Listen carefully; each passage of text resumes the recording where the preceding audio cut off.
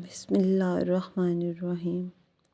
خوش آمدید آپ کا سچائیوں کے سفر میں۔ اللہ پاک آپ لوگوں کی زندگی میں آسانیاں پیدا فرمائے۔ میرا آج کا ٹاپک ہے اسلام۔ اسلام ایک ابراہیمی مذہب ہے جس کی بنیاد تقریباً 1400 سال پہلے عرب کے شہر میں رکھی گئی تھی۔ یہ مذہب ایک اللہ کے عقیدے پر مبنی ہے جسے عربی زبان میں اللہ کہا جاتا ہے۔ اسلام کا لفظی معنی ہے سلامتی یا تسلیم ہونا، جو اس بات کی طرف اشارہ کرتا ہے کہ مسلمان اپنی مرضی سے اللہ کی مرضی کے آگے سجدہ بسجود ہو جائے۔ اسلام کی بنیاد 5 ارکان پہ ہے جو اس کی بنیادی عقائد عبادات کو ظاہر کرتے ہیں۔ پہلا رکن شہادت، جس کا مطلب ہے گواہی دینا اللہ کے علاوہ کوئی معبود نہیں، محمد صلی اللہ علیہ وسلم اللہ کے رسول ہیں۔ دوسرا رکن نماز، جو دن میں 5 بار ادا کی جاتی ہے۔ تیسرا رکن زکوٰۃ، جو ایک مالی عبادت ہے اور اس کا مقصد معاشرتی توازن اور انصاف قائم کرنا۔ چوتھا رکن روزہ، جو رمضان کے مہینے میں رکھا جاتا ہے۔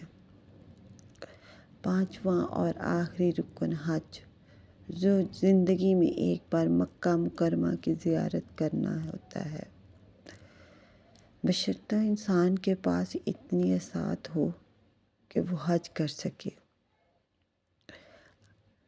اسلام کی مقدس کتاب قرآن پاک ہے، جو مسلمانوں کا عقیدہ ہے کہ اللہ نے حضرت محمد صلی اللہ علیہ وآلہ وسلم پر نازل فرمائی۔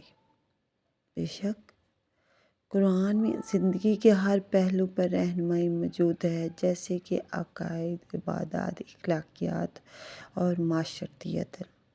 مسلمانوں کا یہ بھی عقیدہ ہے کہ حضرت محمد مصطفیٰ صلی اللہ علیہ وآلہ وسلم اللہ کے آخری نبی ہیں، بے شک، اور ان کی زندگی اور تعلیمات اسلامی عمل کے لیے ایک مثالی نمونہ ہے۔ اسلام میں علم کی بہت زیادہ اہمیت دی گئی۔ حضرت محمد صلی اللہ علیہ وسلم نے فرمایا، علم حاصل کرنا ہر مسلمان مرد و عورت پر فرض ہے، اور ہر مسلمان مرد اور عورت کو اپنے اسلام کے بارے میں مکمل تعلیمات ہونی چاہیے۔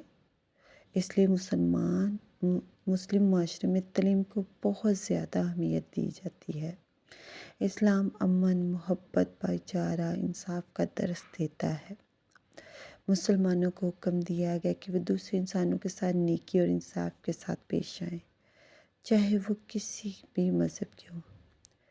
بے شک میرے پیارے دوستو، ہمارے پیارے نبی حضرت محمد صلی اللہ علیہ وسلم کی تعلیمات اور ہمیں اللہ پاک کا بتایا ہوا راستہ ہمیں نرمی پر کہتے ہیں کہ آپ دوسرے مذاہب کے ساتھ اتنی نرمی اور محبت سے پیش آئیں کہ وہ آپ کے دین کی طرف راغب ہوں۔ اللہ پاک ہمیں عمل کرنے کی توفیق عطا فرمائے اور آپ کو صحت تندرستی والی زندگی دے اور اپنے حفظ و ایمان میں رکھے۔ آمین۔